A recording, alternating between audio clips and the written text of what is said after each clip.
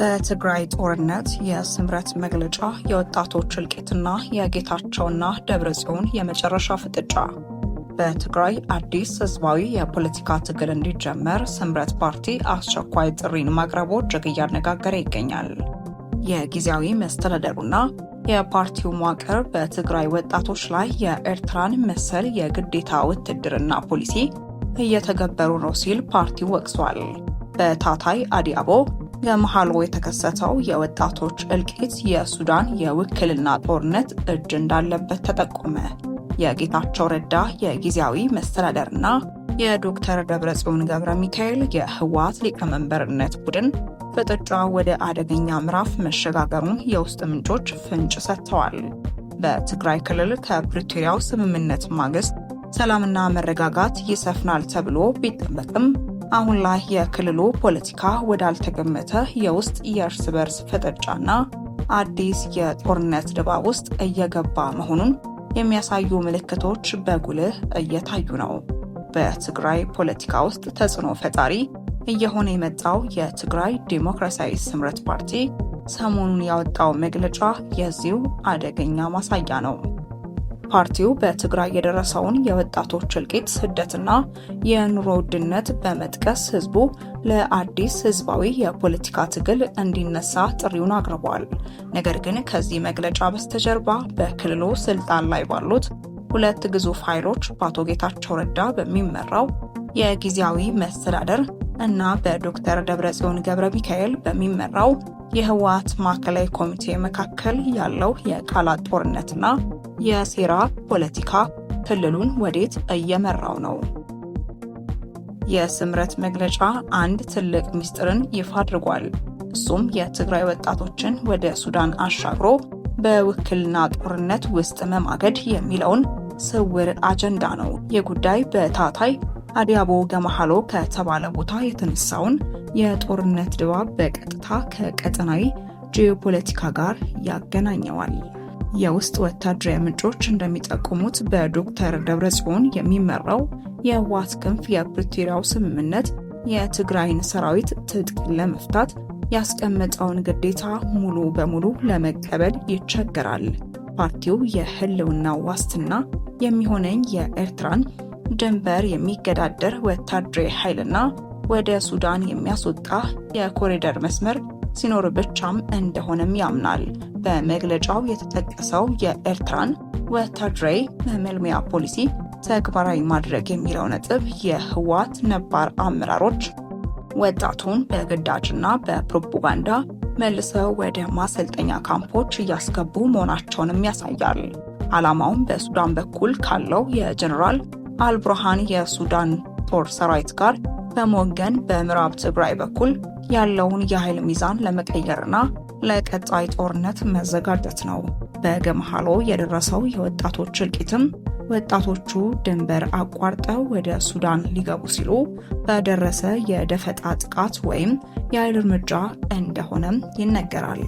በሌላ በኩል በአቶ ጌታቸው ረዳ የሚመራው የጊዜያዊ መስተዳደር ይህንን የደብረጽዮን ቡድን አካሄድ የአጥፍቶ ጠፊ ፖለቲካ አድርጎ ነው የሚመክረው። ጌታቸው ረዳ ከፌዴራል መንግስቱ ጋር ያለውን ግንኙነት በማጠናከር በጀትን በቀጥታ ወደ መስተዳደሩ በማስገባትና የህወሓትን ነባር መዋቅር ከፋይናንስ በማድረግ ስልጣኑን ለማስከበር እየጣረ ነው። ጌታቸው ረዳ ቡድናቸው የጦርነት ድባብ እንዲረግብና የክልል ወጣቶች ወደ መደበኛ ህይወታቸው እንዲመለሱ ቢፈልጉም በክልሉ ያለውን የደህንነትና የጦር መዋቅር ሙሉ በሙሉ መቆጣጠር አለመቻላቸው ትልቅ ማነቆ ሆኖባቸዋል።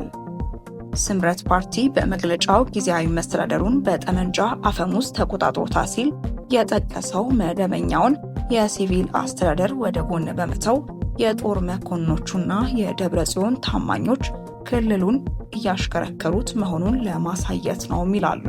የተለያዩ የቀጠናው ስትራቴጂካዊ ተንታኞችና የውስጥ ምንጮች እንደሚሉት በጌታቸውና በደብረጽዮን መካከል ያለው የቃላት ጦርነት አሁን ላይ ወደ መካሰስ ደረጃ ተሸጋግሯል።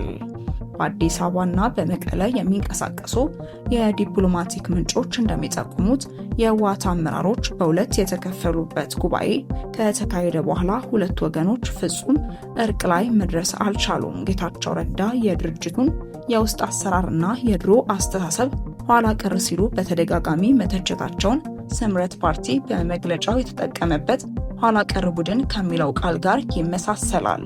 በምስራቅ ሱዳንና በትግራይ አዋሳኝ ድንበሮች ላይ የጦር መሳሪያ ዝውውርና የሰው ኃይል እንቅስቃሴ መጨመሩን ይናገራሉ። የደብረጽዮን ቡድን የኤርትራን መንግስት ስጋት ውስጥ ለመክተትና የፌዴራል መንግስቱን የፕሪቶሪያው ስምምነት አተገባበር ለመፈተን ወጣቶችን እንደ ጋሻ እየተጠቀመ መሆኑንም ይገልጻሉ። በትግራይ ዲሞክራሲያዊ ስምረት ፓርቲ የቀረበው ይህ አስቸኳይ ጥሪ ትግራይ በአሁኑ ሰዓት ያለችበትን የውስጥ የፖለቲካ ቀውስና የሁለቱ መሪዎች ፍጥጫ የፈጠረውን ክፍተት ቁልጭ አድርጎ ያሳያል። ህዝቡና ወጣቱ ከጦርነት ፕሮፓጋንዳ ወጥቶ ህይወቱን እንዲታደግና ሰላማዊ የፖለቲካ ትግል እንዲጀምር የተላለፈው ጥሪ ምናልባትም በመቀለ ጎዳናዎች ላይ አዳዲስ የተቃውሞ ሰልፎችና የፖለቲካ ንቅናቄዎች እንዲፈጠሩ በር ሊከፍት ይችላል።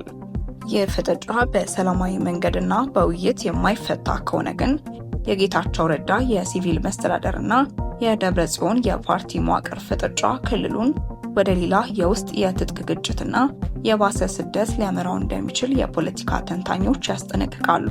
ህዝቡ የስምረትን ጥሪ ተቀብሎ ለአዲስ የፖለቲካ ትግል ይሳተፋል ወይንስ በጠመንጃ አፈሙዝ የቆመው መዋቅር መግዛቱን ይቀጥላል የሚለው ጉዳይ የነገዋን ትግራይ መልክ የሚወስን ይሆናል የሚሉ በርካታ ሀሳቦችና አስተያየቶችም እየተሰጡም ይገኛሉ። በዚህ የፖለቲካ ፍጥጫ ትልቁ ሞተር የገንዘብ ቁጥጥር ነው። የህወሓት ነባር መዋቅር አሊያም የደብረጽዮን ቡድን የድርጅቱን የቢዝነስ ኤምፓየር እና የድርጅት መዋቅሩን ይዞ ቢቆይም በአሁኑ ወቅት ከፌዴራል መንግስት የሚመጣውን መደበኛ በጀትና ዓለም አቀፍ ረድኤትን በቀጥታ የሚቆጣጠረው በአቶ ጌታቸው ረዳ የሚመራው ጊዜያዊ መስተዳደር ነው። የደብረጽዮን ቡድን የቀድሞ ታጋዮችና አዲስ የሚመለመሉ ወጣቶችን ለማስተዳደር ከፍተኛ በጀት ያስፈልገዋል። ጌታቸው ረዳ ግን በጀቱን ለሲቪል ሰራተኞች ደሞዝና ለልማት ብቻ በማዋል የፓርቲውን ወታደራዊ እንቅስቃሴ በፋይናንስ ለማድረግ እየሞከረ እንዳለም ይጠቀሳል። ይህንን በጀት ለማስለቀቅና የካዝናውን ቁልፍ ለመንጠቅ የደብረጽዮን ቡድን ጊዜያዊ መስተዳደሩን በጠመንጃ አፈሙዝ መቆጣጠር ወይም ሙሉ በሙሉ ሽባ ማድረግ ይፈልጋል የሚሉ በርካታ የፖለቲካ ተንታኞች ሀሳባቸውን ይገልጻሉ። የፕሪቶሪያው ስምምነት በትግራይ በኩል ያሉ ከባድ መሳሪያዎች ለፌዴራል መከላከያ እንዲረከቡ ያዛል። ጌታቸው ረዳ ይህንን ስምምነት ሙሉ በሙሉ በመተግበር የክልሉን የሰላም ዋስትና ማረጋገጥና የፌዴራል መንግስቱን አመኔታ ማግኘት ይፈልጋል። በትግራይና በሱዳን ድንበር በተለይም በሁመራና በወልቃይት አቅጣጫ ያለው መሬት በአሁኑ ወቅት በቁጥጥር ስር ባይሆንም የደብረጽዮን ወታደራዊ ክንፍ ወደ ሱዳን የሚያስወጣውን መስመር በኃይል ለመክፈት ከፍተኛ ፍላጎት አለው። አሁን ስምረት ያወጣው መግለጫ የስምረት ፓርቲን ስትራቴጂካዊ ብስለት ያሳያል። ፓርቲው በጌታቸውና በደብረጽዮን መካከል ያለውን ክፍተት በሚገባ ተረድቶታል። ህዝቡ በሁለቱ የህወሓት ክንፎች ፍልሚያ መማረሩና ወጣቱ ለሞትና ለስደት መዳረጉን ያወቀው ስምረት ራሱን እንደ ብቸኛ አማራጭና የሰላም ኃይል አድርጎ እያቀረበ ነው። አዲስ ህዝባዊ የፖለቲካ ትግል የሚለው ጥሪ ህዝቡ ከሁለቱም የህወሓት አንጃዎች ከጦርነት ናፋቂውም ሆነ ከሌላው መስተዳደር እጁን እንዲያነሳ አዲስ የሲቪል እምቢተኝነት እንዲጀምርም የሚገፋፋ ነው እና አሁን ላይ በትግራይ ያለው ነገር እጅግ አነጋጋሪ ሆኖም ቀጥሏል። ስምረት ፓርቲ ያወጣው መግለጫም በርካቶችን እያነጋገረ እንዲሁም ደግሞ በርካቶች ሀሳባቸውን እንዲሰጡም እያደረገ ይገኛል። እናንተ ስለዚህ ጉዳይ ምን ትላላችሁ? ሀሳቦቻችሁን ኮሜንት ላይ ጻፉልን። እስከ መጨረሻው ድረስ አብራችሁን ስለነበራችሁ እጅግ አድርገን እናመሰግናለን። በሌላ ትንታኔ እስክንገናኝ ድረስ መልካም ቆይታ።